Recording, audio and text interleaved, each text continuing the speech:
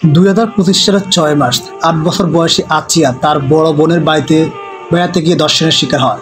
পরের দিন তাকে অচেতন অবস্থায় উদ্ধার করে হাসপাতালে ভর্তি করা হয়। 13 মার্চ ঢাকার সম্মিলিত সামরিক হাসপাতালে চিকিৎসাধীন অবস্থায় তার মৃত্যু হয়। শিশুটির মা আয়েশা আক্তার 8 মার্চ মাগুরা সদর থানায় মামলা দায়ের করেন। মামলা অভিযুক্তরা হলেন হিটু শেখ বোনের শ্বশুর, সজীব শেখ বোনের জামাই, রাতুল শেখ সজীবের ভাই, জাহেদা বেগম হিটু শেখের স্ত্রী। হিটু শেখ 15 মার্চ আদালতে স্বীকারোক্তিমূলক জবানবন্দি দেন। 13 এপ্রিল তদন্ত কর্মকর্তা চার্জশিট দাখিল করেন। 23 এপ্রিল অভিযোগ গঠন এবং 27 এপ্রিল সাক্ষ্য গ্রহণ শুরু হয়। মোট 29 জন সাক্ষ্য দেন। হিটু শেখকে মৃত্যুদণ্ড প্রদান করা হয়েছে। সজীব শেখ, রাতুল শেখ ও জাহেদা বেগমকে খালাস দেওয়া হয়েছে। আসিয়ার মা আয়েশা আক্তার রায়ে অসন্তোষ প্রকাশ করে বলেন, এই রায় আমার মেনে নিতে পারছি না।